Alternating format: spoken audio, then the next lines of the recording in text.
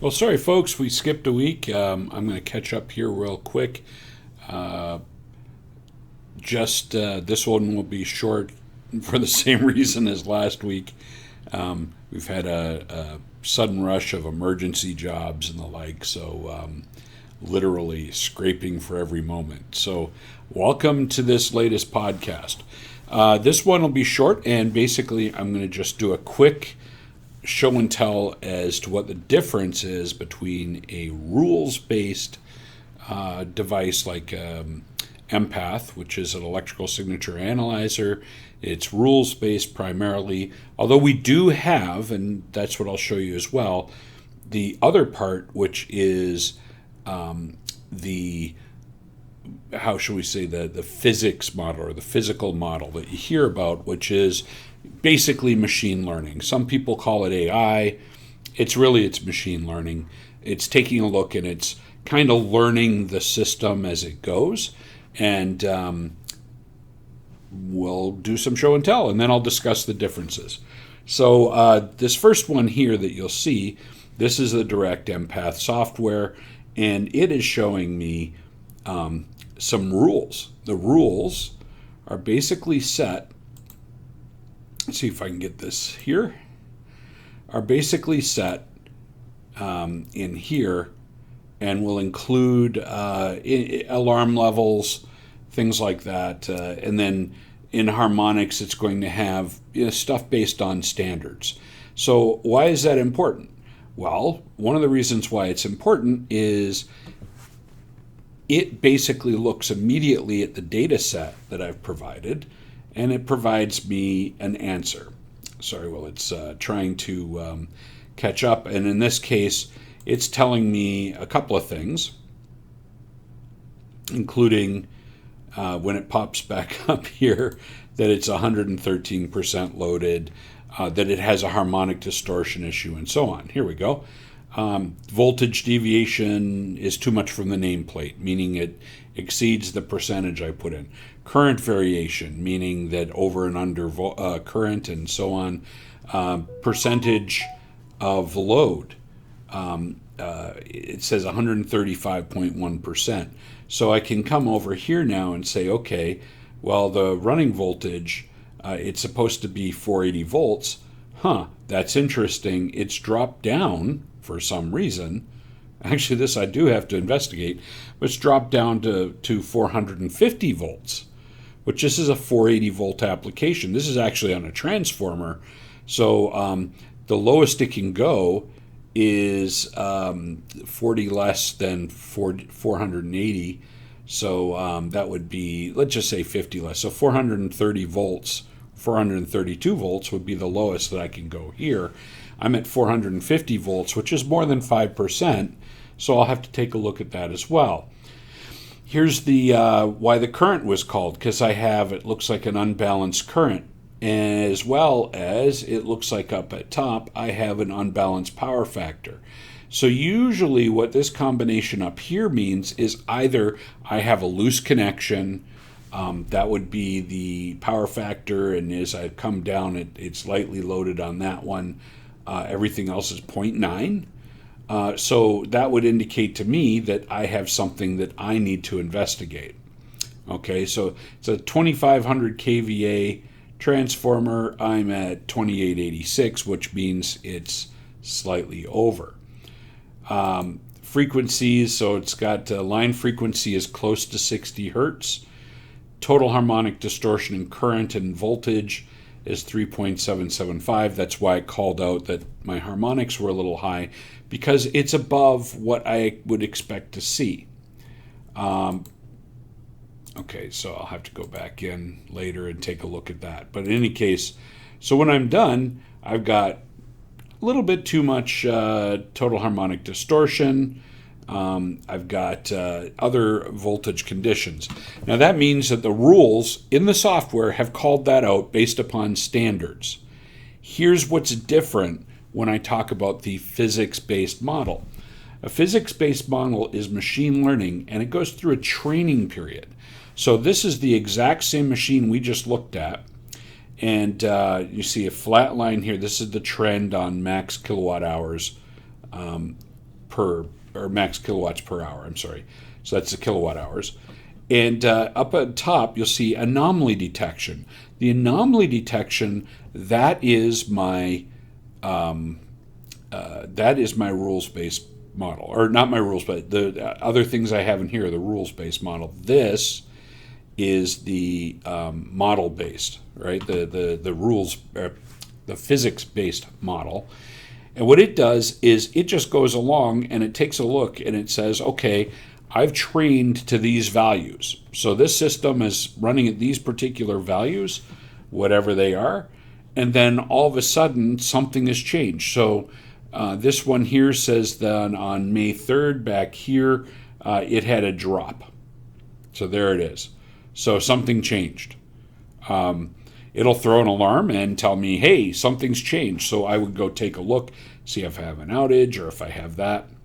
This one here says total harmonic distortion on March 8th.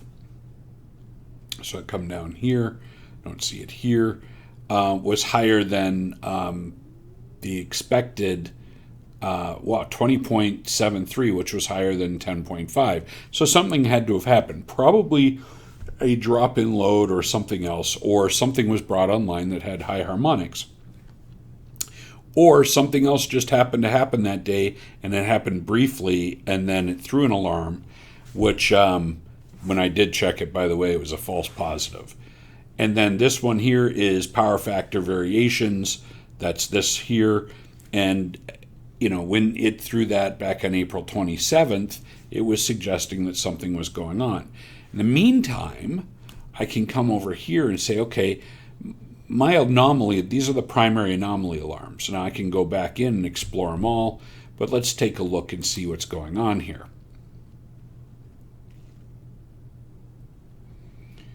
Okay, kilowatts are straight. Say kilowatts per phase. It's been consistently unbalanced. Okay, so it didn't tell me that. The other software, the rules-based software, told me that because this is its normal condition, but the normal condition isn't normal. So when I'm looking at a rules-based system, okay, and then here's my voltage by phase, and you can see the average voltage is well under 480 volts, and it has been. So the software, the rules-based software is saying, hey, you're running a little bit low. This can affect your systems. An under voltage condition is going to affect things. This is the primary transformer. There is no change into the this particular facility. And then let's see, current per phase. And this should be shifted as well. As you can see, I've got relatively high current. So let's see, this one's 3311. This one is 34 something, and there we go. And that top one is 4231. Well, why is that one floating high? Well, note the color. That's current 2. So let's take a look at power factor by phase. As you can see, the higher current is because I've got an unbalanced power factor. But that wasn't called by the physics-based model because it's normal based upon the training period. It's not normal when I follow the rules and I say, hey, rules, I'm looking for an anomaly. So if I have a system where I have a rules-based system that's going to follow rules like IEEE standards, IEC standards, something along those lines, and I put the rules based in place, there you go. Other places that the rules work. I'm going to pause for just a second, and I'm going to bring up a motor that we've tested, and I'll show you that. Okay, so this machine here, we're going to start lagging, by the way, and I apologize for that. But this machine here, this one is a motor that's driving an inline fan, and it's got belts on it. So by putting in information related to the belts and putting in all the other information associated with the machine, bearing sizes, things like that. If I know that information, including rotor bars and stator slots, I can get a lot of information using a rules-based system. So if I have, primarily 65 dB down for most faults, it's going to detect a little bit of a rotor-related issue. We've got small peaks there with pull pass frequency. It's a cast aluminum, but neither here nor there. There's all these conditions going on here, right? I'll put this into perspective. I'm going to pause one more second. Okay, so just to put this in perspective, let's see how this goes, because some of these are still up in the cloud there. But this machine had an installed vibration sensor that was an IoT device that was machine learning based. First off, you can see where they put the transducer. It's definitely not over the bearing. I will also notice that there was a shaft brush on there. So we went ahead and we were told, it was just pulled off because of noisy bearings.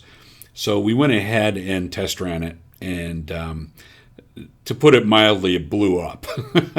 So let's go ahead and see what this looked like from when we had tested it in the field. So let's go ahead and we'll see how long it takes to... this is... the sound it was making.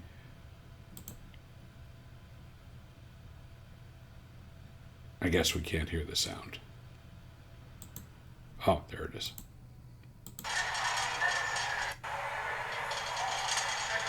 Now, if you can hear it, you hear that rattle sound, that's definitely a bearing. Okay, so we ran it, it exploded. This is the opposite drive end housing. There was grease in there. You can see the dark, the copper balls at the bottom, and so on. Here we go. That's the drive end. Now, remember, the drive end had a shaft brush on it. So this is what had happened. It blew up. It took a chunk out of the winding and dragged copper around. It was still running, by the way. It didn't trip anything. Matter of fact, just as I saw it starting to dance across the floor, I went, and he was about to hit the stop button, and then flame shot out of the connection box. So it was quite exciting. Just removing it so we can see the damage. I'm going to skip past the video when it shows up, because that's probably it there.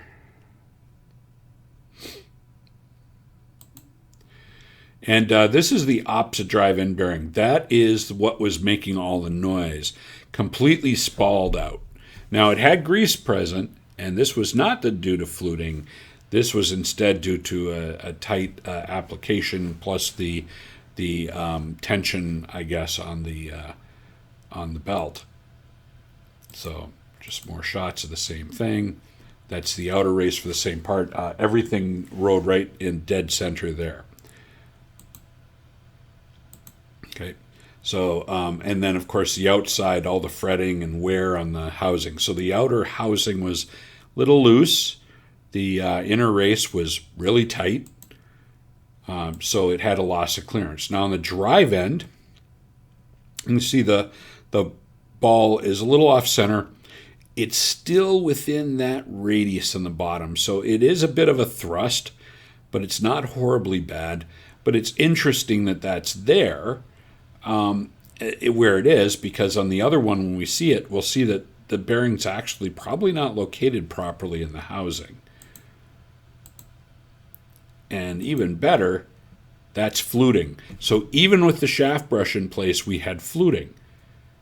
All of this was missed with the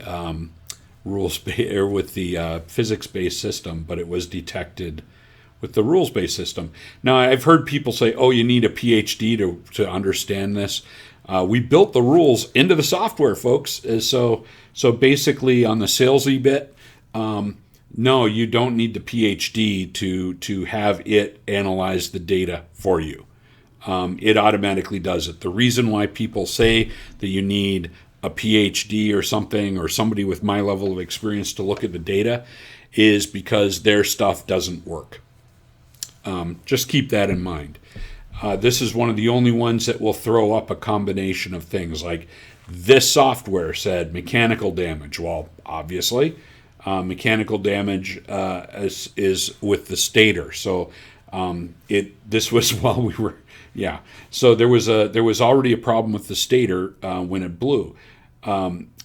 Static eccentricity, meaning the rotor was off center from belt tensioning, probably kissed the stator, and that's part of the reason why it blew up. It had misalignment or unbalance. It had bearing issues. Here, right there, bearing issues. It had belt vibration, and so on. As a matter of fact, it had overtension belts because I also have static eccentricity and belts. Okay, so they said one belt was extremely tight. The other two were flopping. So and that was at partial load. Okay, so part of what you end up doing here is you take a look at a couple other things. Not too bad there. And then this is all the other stuff, torque, and then, of course, any losses associated with it. So at the time we tested, about 2 tons of CO2 lost, and so on. So because it was lightly loaded. But in any case, so that is my rules-based system showing me what's going on with the conditions. And I believe that was that was about it. So, there we are. So in any case, so it detected all that stuff for us. And matter of fact, all these lines are tossed up by the software. I can do that in a rules-based system. In a physics-based model, I can't do that. I have to do 2 separate things. So what we do here for cases where we have people that want to use a combination, we do that. So we do have add-ons to the software that will do an automatic remaining useful life and all that other stuff based upon anomaly detection, which is what the other system is. It basically looks for anomalies. So if I have a system in place, I have a motor sitting over there, I've trained that motor for 2 weeks, I start it up and it's running, and all of a sudden I change something in the process somewhere else that causes a change in the power factor, the voltage drop, or something else, I'm going to start throwing alarms. And that's one of the problems with some of those systems is you get too many false positives. As a matter of fact, that's normally what you get is false positives, meaning that you end up with certain limitations. In any case, real quick, the pros and cons of both. So rules-based system, more accurate, will detect the things you tell it to detect, et cetera, et cetera, et cetera. In some papers I've seen recently, of course, written by people that do machine learning and AI-based systems, IoT systems, their one marketing bit is, it's difficult to deploy a lot of these. Well, I'm just going to put it this way. We've just deployed, our average deployment, several hundred continuous monitoring systems at a time. We don't need a large crew of people. We don't need to turn the software on and off to have it start working after it's trained it. As a matter of fact, when we do the dashboard bit, the anomaly detection will automatically start working after 17 days. And then it'll look for trends and so on and so on. And then other variations of software that we have will actually look at the angle of attack and manage variable speed for what everybody's calling remaining useful life. I like to call time to failure estimation. All of these things are taken into play, and we can do that because we have a rules-based system that will start triggering everything as soon as it sees something break a rule. And then it will also throw anomalies and say, hey, by the way, something's not quite right, and then that's a flag to go and check. But for the most part, the rules are built in. You know when something's wrong. and you have an idea how severe it is pretty quickly. And that's one of the nice things about rules-based ESA is, especially when we're doing it in decibels, is regardless of speed and load, those decibels, those don't change by much in amplitude. The only thing that really changes frequency back and forth. Now, with the anomaly detection or that physics-based modeling system, you basically get anomaly detection. It won't necessarily classify unless a classification system is also trained into the system. It won't necessarily classify what the problem is. You still need human interaction versus the rules-based system, which does it automatically. It doesn't have to, rules-based system also doesn't have to go and reference some database on the cloud. I've had more questions to that effect recently, and I don't understand why. Somebody will say, well, where's your database of data that you refer back to? And it's like, we don't need that. It's a rules-based system. Oh, I know who you've been talking to. And we don't require identical systems being trained with different types of faults and stuff like that and hope that they're right. We actually know, and that's why we're over 90% accurate. That's kind of it. It's something that's bothered me lately. The other thing I've noted is that in certain applications, and I think I've talked about this before, where I thought that organizations were much further ahead than they thought. As it turns out, I'd go in, I'm like, okay, great. And then listen to a presentation, and they're telling me basically that we're doing anomaly detection. And I'm like, well, why are you doing anomaly detection? Shouldn't you have classified the faults first? Now, when we did the project for a pharmaceutical some time ago and were very accurate, we compiled a rules-based system in parallel with a classification system in parallel with an anomaly detection system. And it was actually quite rudimentary, but extremely accurate because we were working across everything instead of just one thing versus the other. And that's why our motor dock solution with the empath and our anomaly detection uses that combination because it makes it far more accurate. And with that, because this has probably been a little more salesy than I planned, I'm going to let you folks go. Have a great rest of the week. Believe I'm finally going to get a newsletter out this week, although I'm going to be doing motion amplification on Monday, meetings on Tuesday, followed immediately by a trip to do some academic discussion on that relationship we were working on of vibration to energy and relating it to ESA and motion amplification. So that's this week, and then followed by a class on electrical signature analysis for researchers and the military. So in any case, have a great rest of the week. Enjoy. Have fun.